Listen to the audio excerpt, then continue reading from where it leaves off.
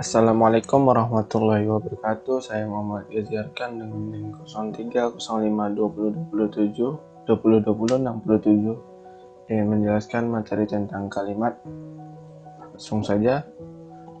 Kalimat itu adalah suatu satuan bahasa terkecil yang mengungkapkan pikiran yang utuh, baik dengan secara lisan maupun tulisan. Jadi kalimat ini sangat erat hubungannya dalam kehidupan kita sehari-hari. Kalimat itu hadir dalam kehidupan kita sehari-hari, seperti contoh di dalam koran. Semua unsur dalam koran itu terdiri dari kalimat. Kalimat ini diawali dengan huruf kapital dan diakhiri tanda-tanda seperti tanda titik, tanda tanya, tanda seru, tanda titik dua, tanda seru, dan sebagainya. Menurut KBBI, kalimat adalah kesatuan ujar yang mengungkapkan suatu konsep pikiran dan perasaan. Perkataan, satuan bahasa yang secara relatif berdiri sendiri, mempunyai pola intonasi, final, dan secara aktual mempunyai potensial terdiri atas klausa. Dalam kalimat sendiri terdapat berbagai unsur. Itu yang pertama, predikat. Predikat itu bagian kalimat yang memberitahu bahwa subjek melakukan apa, tindakan apa, atau di dalam keadaan bagaimana subjek atau pelaku. Seperti contoh ini, Putra itu sebagai subjek. Putra tampan, rupawan, dan tampan ini sebagai predikat karena dia menjelaskan keadaan Putra yang merupakan tampan. Contoh kedua itu Wildan mencuci baju. Di sini Wildannya bertindak sebagai subjek dan mencuci itu sebagai predikat karena menjelaskan Wildan sedang melakukan apa. Yang kedua, subjek. Subjek itu bagian kalimat sebagai pelaku. Contohnya, dia pergi ke pasar. Subjeknya di sini dia itu melakukan sesuatu, yaitu dengan pergi ke pasar. Nah, contoh yang lainnya seperti saya bermain game. Saya itu sebagai subjek dan bermain itu sebagai predikat dan game itu sebagai keterangan. Yang ketiga, objek. Objek itu bagian kalimat yang melengkapi predikat. Ini seperti contoh, Anissa menimbang minyak. Anissa ini sebagai subjek, kita tandai subjek. Bentar. Anissa ini sebagai subjek.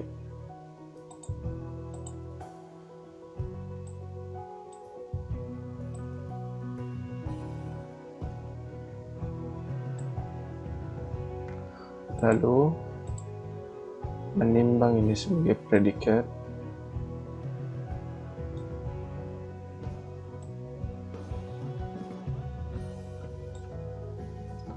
Dan minyak ini sebagai objek.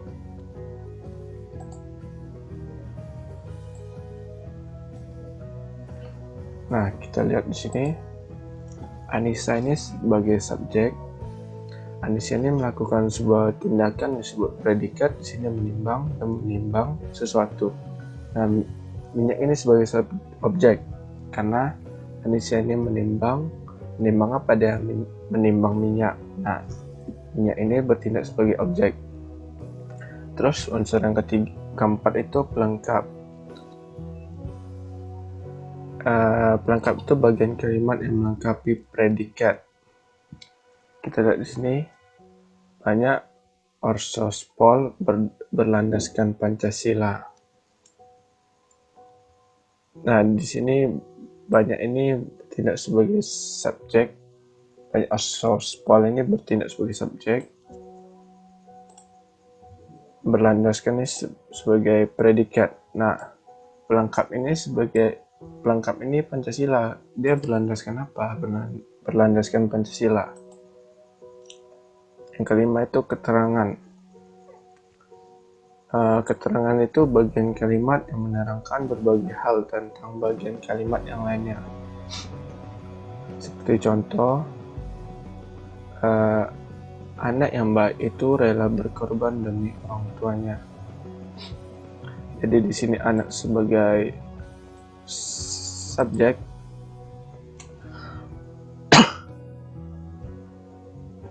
sini rela berkorban sebagai predikat, demi orang tuanya ini sebagai keterangan. Kita lihat nih, anak yang baik itu rela berkorban. Berkorban apa dia? Untuk siapa dia? Itulah keterangan. Kita lihat di sini, anak yang baik itu rela berkorban. Untuk siapa? Demi orang tuanya. Nah, di sini menerangkan untuk siapa dia berkorban, demi orang tuanya. Lanjut kita ke pola kalimat dasar. Itu terdiri dari S, ada 6 unsur, 6 tipe kalimat yang dijadikan model pola kalimat dasar bahasa Indonesia. Dari sini ada 6. Yang pertama itu tipe SP atau subjek dan predikat. Jadi kalimat dasar ini cuma terdiri dari 2 unsur, yaitu subjek dan predikat. Kita lihat sini contohnya. Lina tersenyum. Subjeknya itu Lina, dan predikat atau keterangannya itu predikat atau kalimat penjelasan itu tersenyum. Lina melakukan aksi atau tindakan berupa tersenyum. Kedua, Lina, anak Pak Hadi. Ini merupakan subjek, tersenyum manis. Itu merupakan predikat.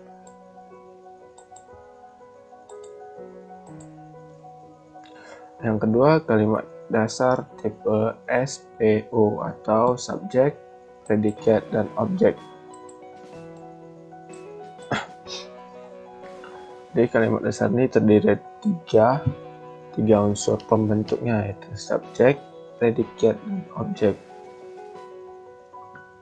Langsung saja kita sebagai contoh. Ini contoh pertama, AC Milan itu sebagai subjek S, predikat adalah mengalahkan, karena AC Milan ini melakukan aksi yaitu dengan mengalahkan. Barcelona ini sebagai objek, karena AC Milan itu melakukan aksi yang dampaknya ke objek, yaitu Barcelona.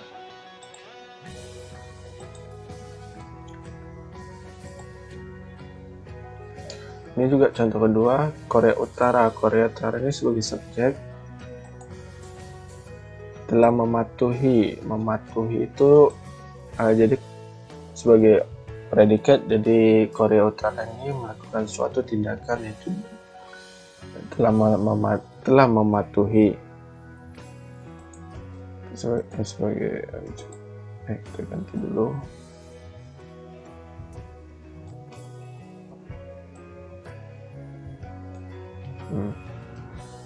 Terus seruan PBB, ini objeknya. Apa yang ditaati, apa yang dipatuhi oleh Korea itu adalah objeknya, yaitu seruan PBB. Nah, kalimat dasar ketiga itu kalimat tipe SPPL atau subjek, predikat, dan pelengkap. Ini contohnya, langsung aja kita ke contohnya. Negara kita itu sebagai subjek, berlandaskan itu sebagai predikat, dan hukum itu sebagai pelengkap.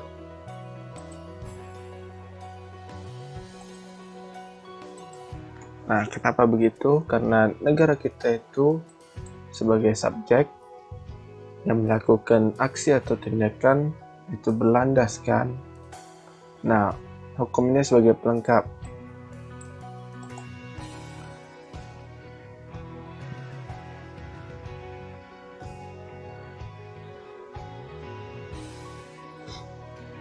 Dan pelengkap ini sama halnya dengan tipe SPO yang tadi, tipe dasar yang kedua, subjek, predikat, dan objek. Bedanya di sini objeknya diganti oleh pelengkap. Jadi pelengkap itu tidak harus ada dalam suatu kalimat, tidak wajib ada. Yang wajib itu cuma dua, yaitu subjek dan objek. Subjek dan predikat. Objek pun sebenarnya tidak wajib, tapi kalau ada ya nggak apa-apa.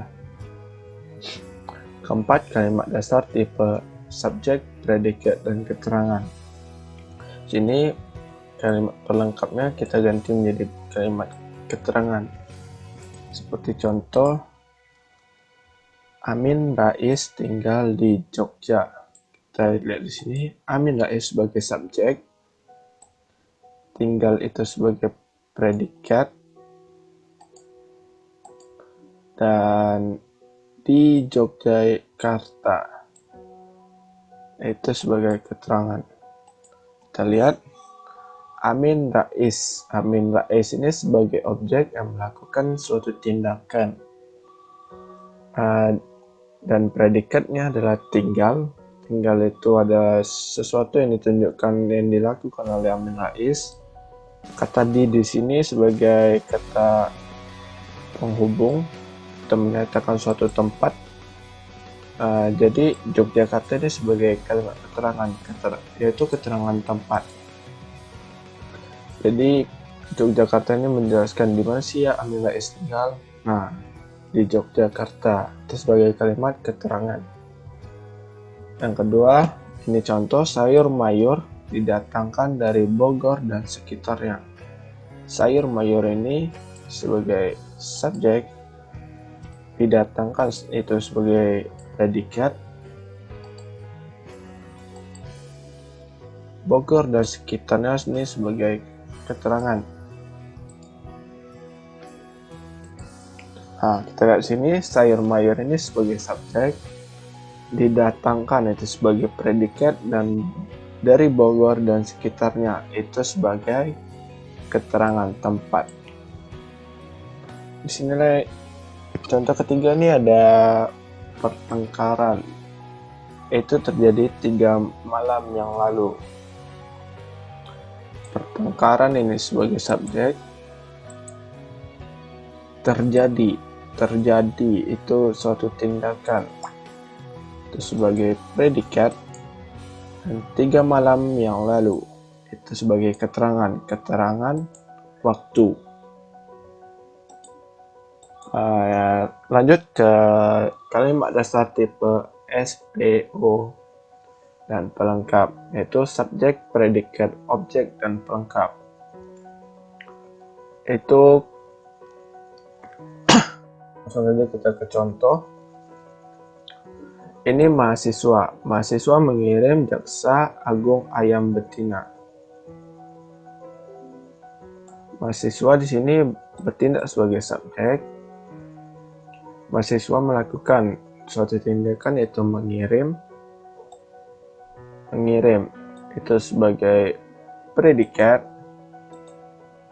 Jaksa agung itu sebagai objek karena mahasiswa mengirim apa dia? Mengirim jaksa agung sebagai objek.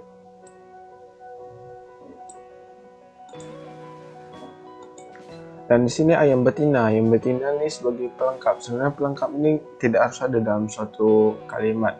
Jadi misalnya gini, mahasiswa mengirim jaksa agung. Udah sampai situ nggak apa-apa, nggak rancu, dia nggak bisa berdiri sendiri tanpa harus adanya ayam betina. Nah, ayam betina ini sebagai pelengkap saja. Tidak apa-apa kalau tidak ada dalam suatu kalimat.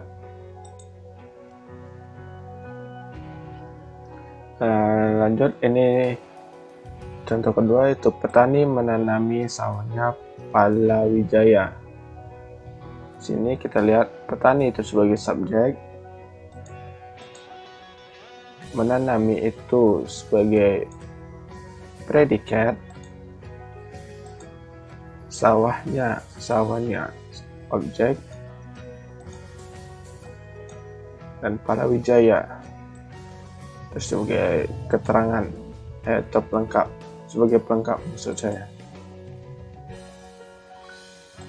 Lihat di sini, petani itu sebagai subjek. Petani itu melakukan suatu tindakan, itu menanami di mana dia, di sawahnya. Dan menanami sawahnya, menanami apa dia, yaitu Palawijaya, keterangan sebagai pelengkap dari kalimat ini. Lanjut, kalimat dasar yaitu tipe, subjek, predikat, objek, dan keterangan.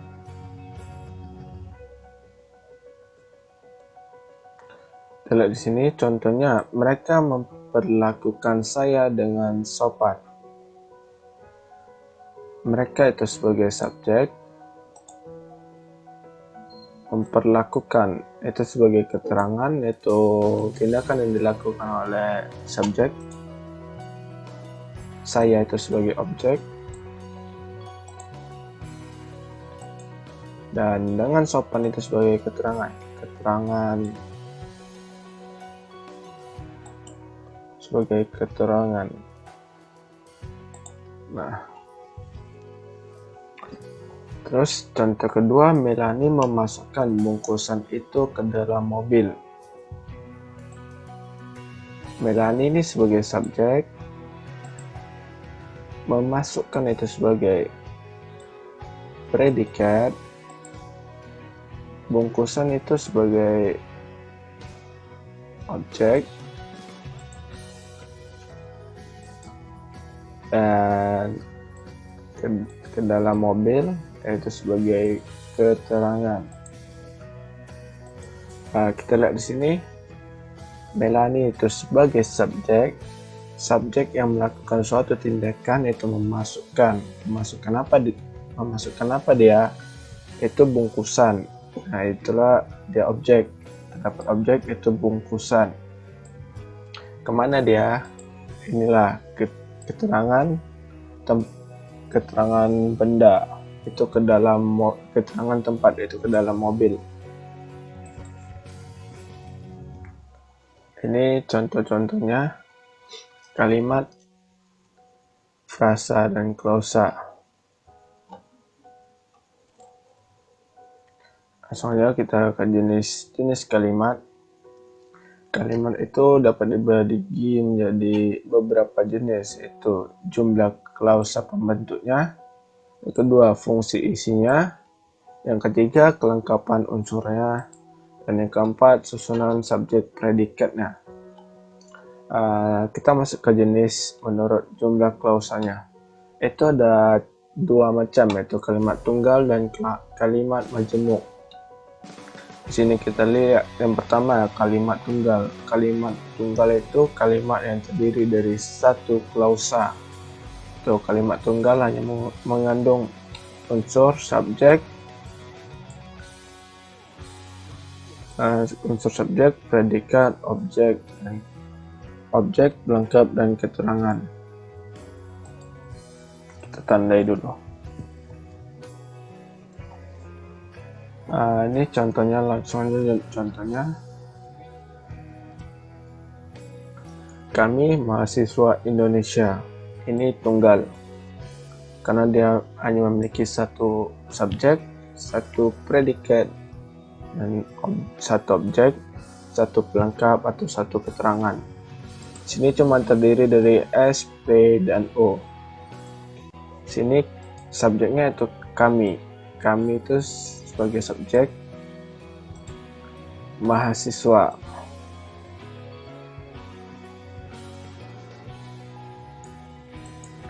Kami mahasiswa itu sebagai subjek,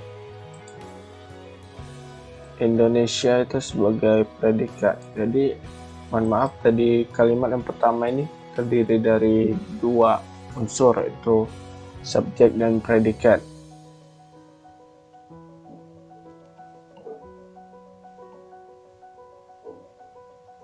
Saja Ini kalimat majemuk. Kalimat majemuk itu yang terdiri dari dua klausa atau lebih.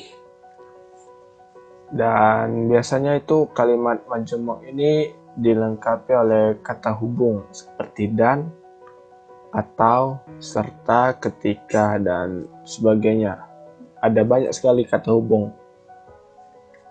Ini seperti contoh. Seorang manajer, ini sebagai subjek, seorang manajer harus mempunyai wawasan yang luas dan harus menjunjung tinggi etika profesi. Jadi seorang manajer ini sebagai subjek, tandai dulu, harus mempunyai, ini predikat, seorang manajer ini melakukan suatu tindakan dengan harus mempunyai wawasan yang luas. Objeknya itu wawasan yang luas. Dan di sini letaknya kalimat majemuk, membedakan kalimat majemuk dan kalimat tunggal. Kalau kalimat tunggal itu hanya terdiri dari satu klausa dan tidak ada kata penghubungnya. Sementara kalimat majemuk itu terdiri dari dua klausa dan memiliki kata hubung untuk menghubungkan satu klausa dengan klausa lainnya. Di sini klausa kedua itu harus menjunjung tinggi, itu sebagai predikat. Dan etika profesis itu objek yang kedua.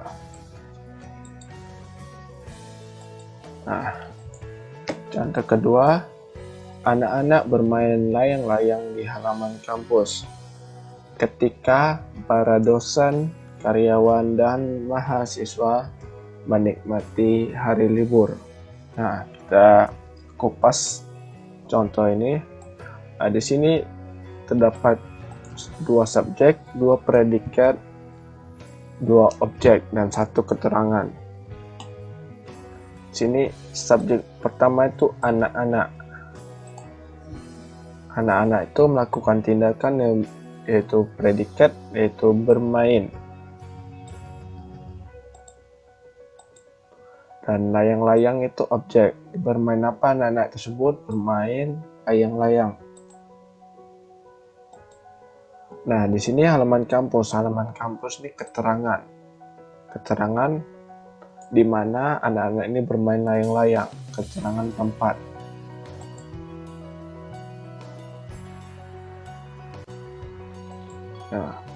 Nah, di sini kita lihat ketika. Ketika itu kata penghubung atau konjungsi yang menghubungkan dua klausa.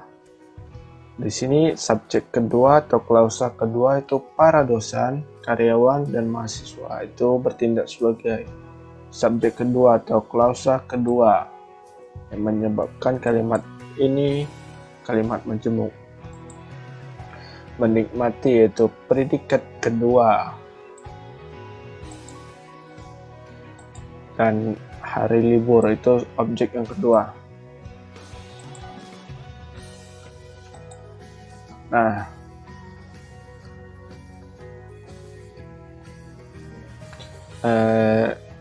selanjutnya kalimat majemuk ini dibagi dua lagi, yaitu kalimat majemuk setara dan kalimat majemuk bertingkat. Langsung saja ke kalimat majemuk setara. Kalimat majemuk setara ini memiliki dua ciri, yaitu dibentuk dari dua atau lebih kalimat tunggal dan kedudukan tiap kalimat itu setara atau sederajat. Tandai. Dan di sini tabel menyatakan klausa penghubung dalam kalimat majemuk setara. Di sini jenis kalimat penjumlahan, kata penghubungnya itu dan, serta, baik, maupun. Kedua itu jenis hubungan itu pertentangan. Kalimat penghubungnya, kata penghubungnya itu tetapi, sedangkan, bukannya, melainkan. Ketiga itu pemilihan, itu kata penghubungnya atau. Dan keempat perurutan, itu lalu, kemudian, itu kata hubungnya. Kita masuk ke contoh. Ernie mengonsep surat itu dan Rini mengetiknya. Ke sini, Ernie itu sebagai subjek pertama, mengonsep itu tindakan, itu predikat pertama, surat itu sebagai objek. Dan di sini kita lihat ada kata hubung dan. Itu jenis itu kata hubung penjumlahan.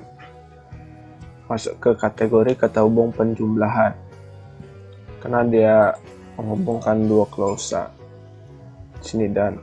Dan di sini klausa kedua itu Rini. Rini itu sebagai subjek kedua. Dan mengetiknya itu sebagai predikat kedua. Nah, sini kalimat majemuk setara itu kalimat yang terdiri dari dua klausa. Jadi dua klausa ini saling berhubungan. Misalnya gini, ini kan Ernie mengonsep, dia melakukan suatu tindakan itu mengonsep surat, dan Rini mengetiknya. Mengetik apa? Dia mengetik surat. Ini masih ada hubungan antara klausa satu dan klausa keduanya. Kita masuk ke kalimat majemuk bertingkat. Kalimat majemuk bertingkat ini berbeda dengan kalimat majemuk setara.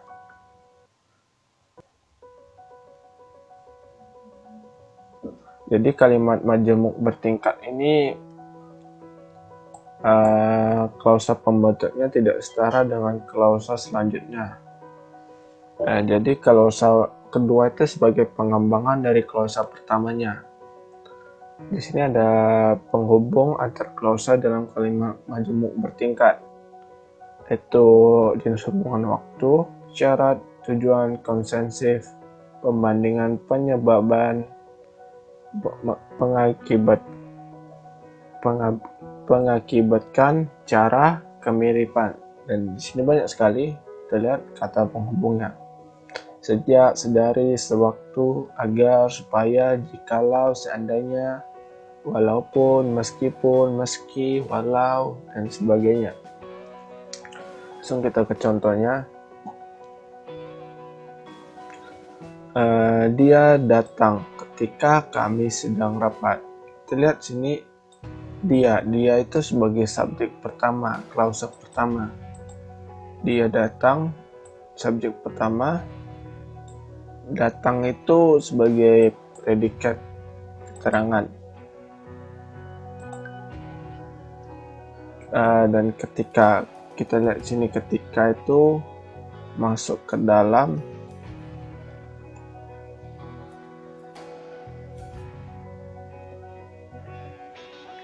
penghubung syarat sepertinya. Sini tidak ada dijelasin. Oh, ini jenis hubungan yaitu waktu. Jadi ketika itu kata hubung atau konjungsi waktu. Ketika kami itu subjek kedua, sedang rapat, predikat. Nah, di sini kita dapat melihat klausa pertama itu tidak setara atau tidak ada hubungannya dengan klausa kedua. Jadi klausa kedua ini cuma pengembangan dari klausa pertama. Dia datang, misalnya kan dia datang. Nah, penghubungnya ketika kami sedang rapat. Jadi tidak ada pertemuan antara dua klausa tersebut, tidak ada kelanjutannya atau apa gitu. Untuk memahaminya kita langsung ke contoh kedua.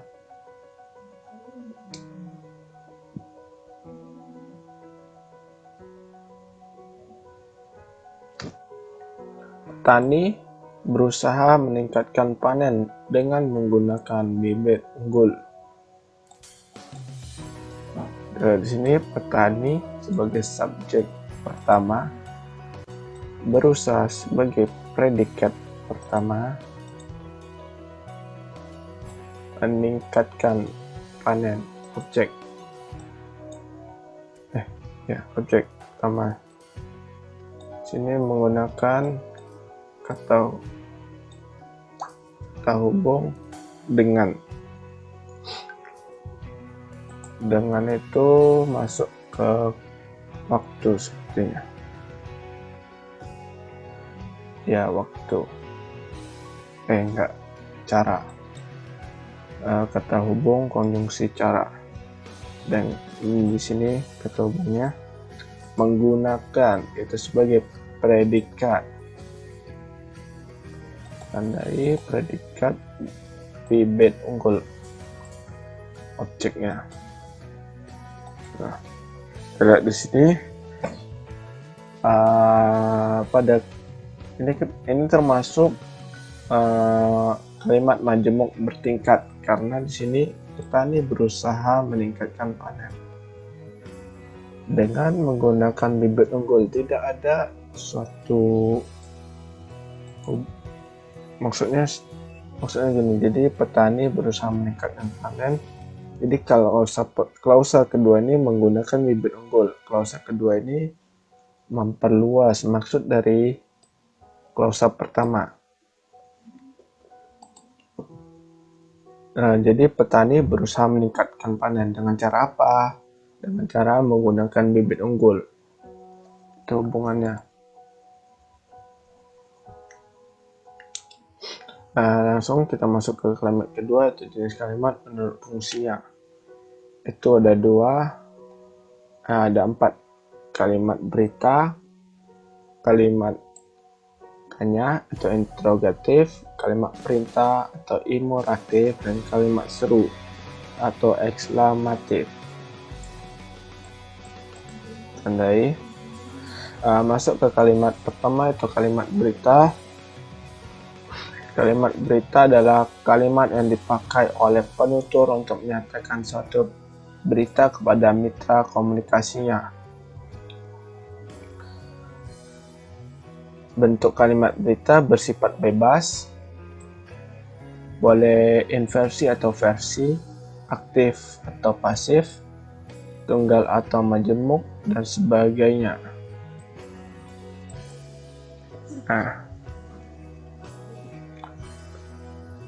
Dan kalimat berita ini diakhiri dengan bertanda baca titik. Kita contoh, pembagian beras gratis di kampungku dilakukan kemarin pagi. Ini termasuk kalimat berita karena dia bersifat bebas. Bebas ini beritanya tentang pembagian beras gratis di kampungku, tidak terfokus ke suatu objek. Terus ini termasuk kalimat tunggal. Sini pembagian beras sebagai subjek.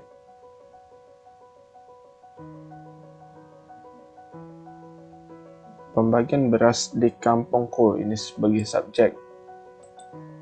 Dilakukan ini sebagai predikat. Kemarin pagi itu sebagai keterangan waktu.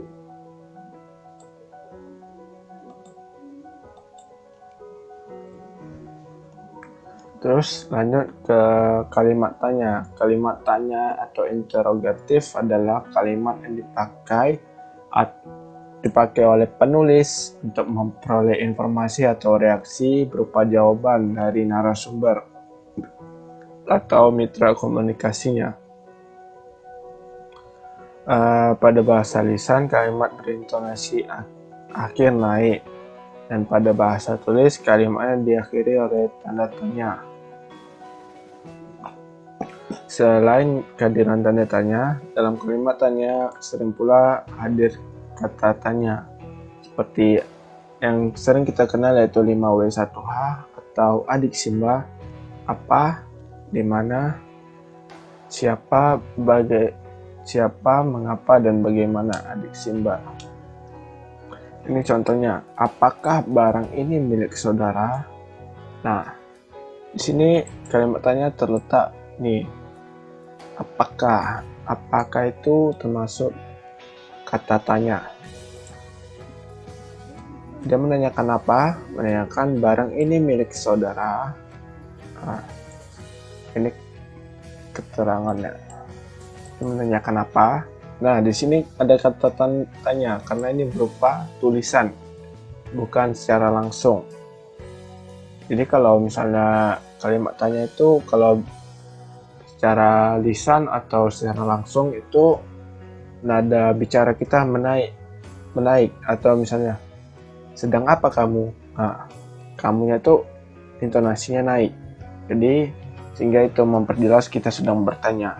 Kalau dalam tulisan dia harus diakhiri dengan tanda tanya untuk menyatakan kalau itu merupakan suatu pertanyaan atau kalimat tanya. Ini yang kedua, kapan kakakmu berangkat ke Australia? Ini sebagai kalimat tanyanya, kapan? Siapa? Siapa tokoh pendiri perguruan taman siswa? Nah, siapa ini sebagai tanda tanya.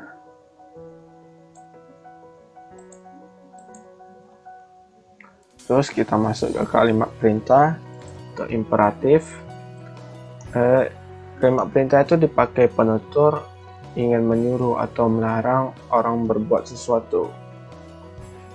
Kalimat perintah ini dapat dipilih lagi menjadi beberapa kalimat perintah, yaitu kalimat perintah suruhan, kalimat perintah halus, kalimat perintah permohonan, kalimat perintah ajakan dan harapan, kalimat perintah larangan, serta kalimat perintah pembiaran. Biasanya kalimat perintah ini diakhiri dengan tanda seru untuk menyatakan perintah. Ini sebagai contoh kalimat perintah halus. Tolonglah bawa sepeda motor itu ke bengkel. Ini biasanya diakhiri tanda seru. Nah, silakan kamu pergi ke belakang sekarang. Silakan, ini merupakan kalimat perintah. Nah, ini yang contoh pertama tadi, ini tolonglah, itu kalimat perintah. Nah, ini kalimat perintah itu tidak harus di awal kalimat, bisa saja di akhir kalimat. Itu contoh, ini keputusan itu kiranya dapat kamu perhatikan. Nah, perhatikan itu berada di akhir kalimat. Itu kalimat perintah.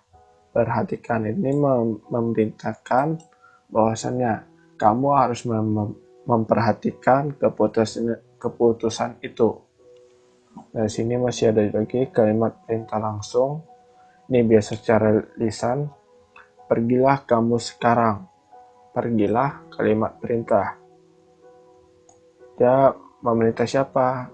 Memerintah kamu. Nah, ini yang kedua, ayo. Ayo itu kalimat perintah. Ayo cari buku itu sampai dapat. Dia memerintahkan, misalnya memerintahkan ke si A. Ayo cari buku itu sampai dapat. Harus dapat. Nah, itu bagian kalimat perintah ayonya.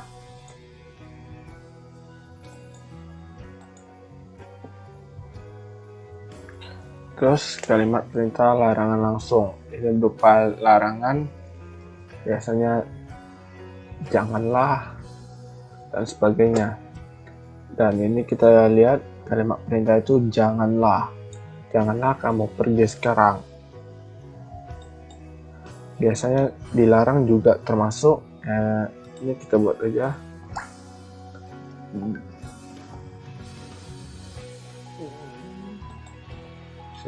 Dilarang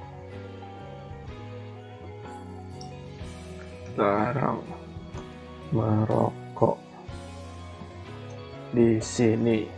Seru. Nah, kita lihat di sini dilarang sebagai kalimat perintah larangan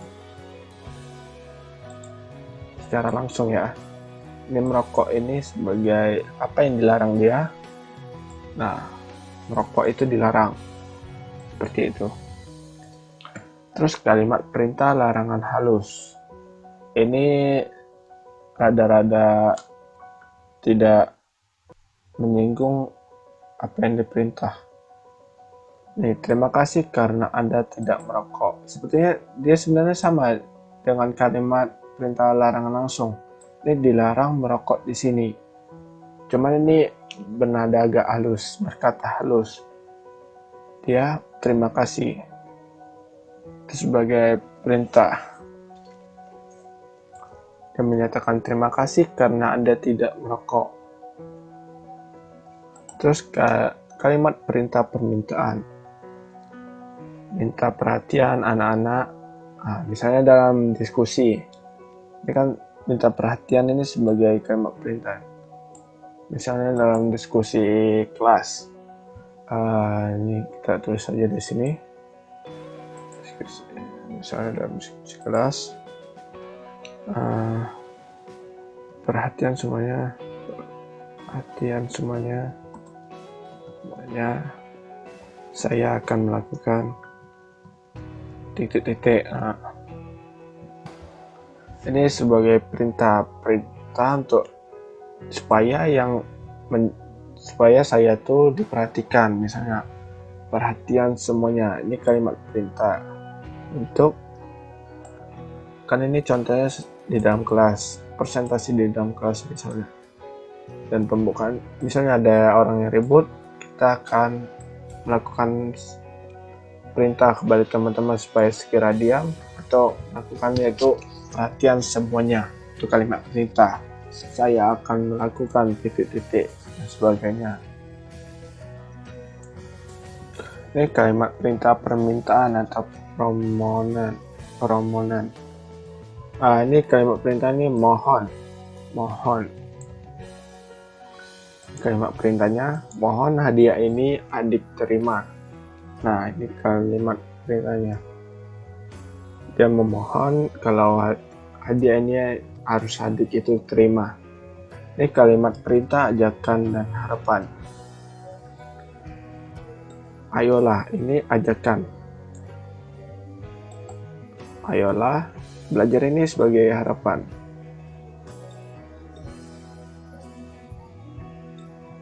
Nah, kita lihat di sini. Ayolah kita belajar. Ayolah ini sebagai ajakan, kalimat ajakan, perintah ajakan, dan belajar ini sebagai harapan. Ayolah kita belajar. Ayo, ajakan, kita, harapan kita itu belajar. Jadi ayolah kita belajar. Begitu. Kalimat perintah pembiaran. Ini contohnya, biarkanlah ia di sini sebentar.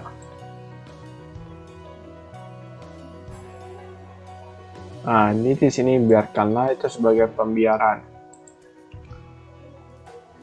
Dia di sini itu sebagai keterangan. Ini biarlah dia menemani orang tuanya. Ini kalimat perintah pembiaran juga. Nah, kita masuk ke D, kalimat seru. Kalimat seru itu dipakai oleh penutur untuk mengungkapkan perasaan emosi yang kuat, termasuk kejadian yang tiba-tiba dan memerlukan reaksi spontan. Contoh, aduh,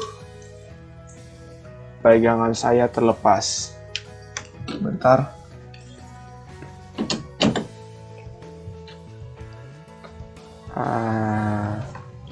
Maaf sebelumnya. Lihat nih kalimat seru.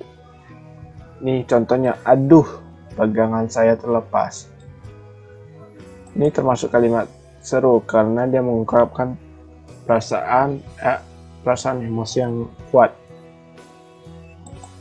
Lihat sini, aduh, pegangan saya terlepas. Ini aduh itu menunjukkan emosi dia. Aduh, pegangan saya terlepas. Ini spontan, tidak disengaja dia. Kalau disengaja itu namanya tidak kalimat seru.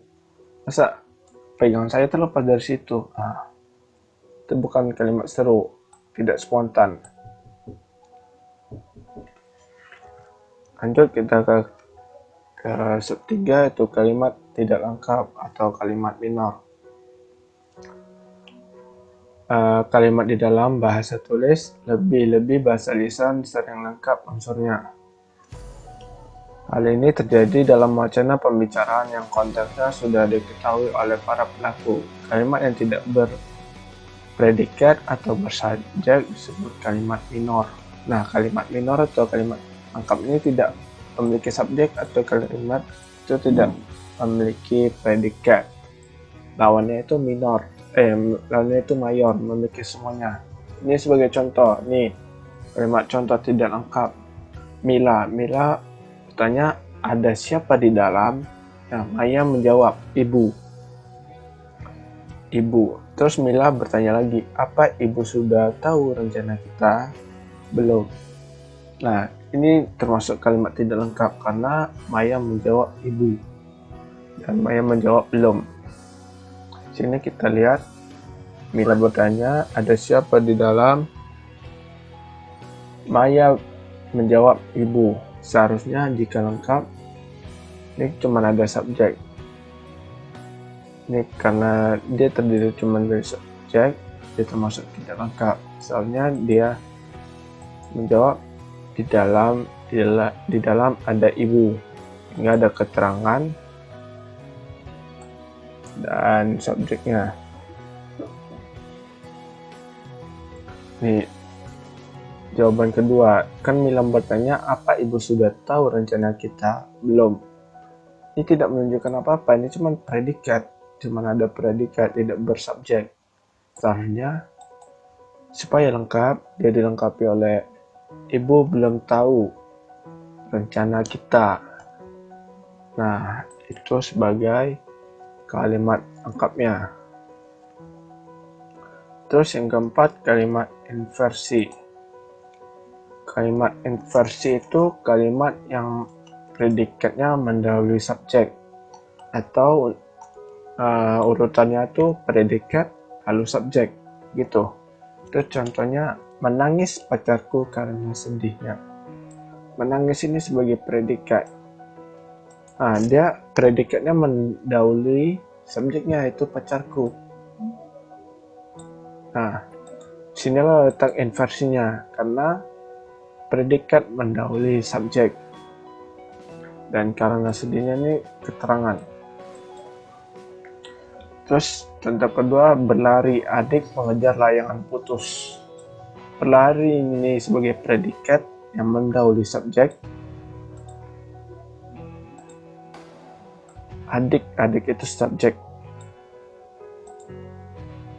Nah, mengejar itu sebagai keterangan, predikat kedua. Dan layangan itu sebagai keterangan. Lihat sini, berlari itu predikat yang mendahului subjek. Jadi subjeknya itu setelah predikat. Setelah predikat. Subjeknya di sini adik yang didahului oleh berlari. Berlari itu predikat. Jadi ini termasuk kalimat inversi. Ini kita masuk ke syarat-syarat kalimat. Dari semua penjelasan tersebut ada syarat-syaratnya.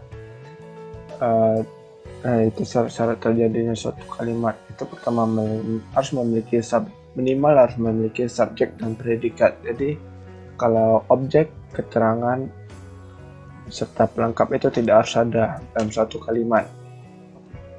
Jadi yang harus ada itu subjek dan predikat. Kedua, tidak menyimpang dari kaidah bahasa Indonesia yang baik dan benar. Itu harus menggunakan kaidah bahasa Indonesia yang baik dan benar. Ketiga, dapat diterima oleh akal kita atau logis. Tidak mengandai-andai kalimat tersebut. Subjeknya tidak mengandai-andai dan predikatnya tidak mengandai-andai, begitu. Keempat, tepat sasaran dan tidak bertele-tele. Jadi kalimat itu harus singkat, padat dan jelas. Tidak bertele-tele, harus mengena ke sasaran yang dituju oleh kalimat tersebut. Yang kelima, informasi yang ingin disampaikan tidak mengandung makna ganda atau tidak bertele-tele juga. Yang keenam, memenuhi aturan ejaan yang berlaku. Ejaan yang digunakan kalimat itu harus memenuhi aturan sesuai dengan ejaan bahasa Indonesia atau EBI atau EYD, ejaan yang telah disempurnakan. Dan yang ketujuh, adanya penekanan ide pokok. Baiklah, sekian penjelasan saya tentang materi kalimat. Mohon maaf jika ada kesalahan kata atau kekurangan. Maklum, saya manusia itu tidak luput dari kesalahan. Sekian dari saya. Assalamualaikum warahmatullahi wabarakatuh.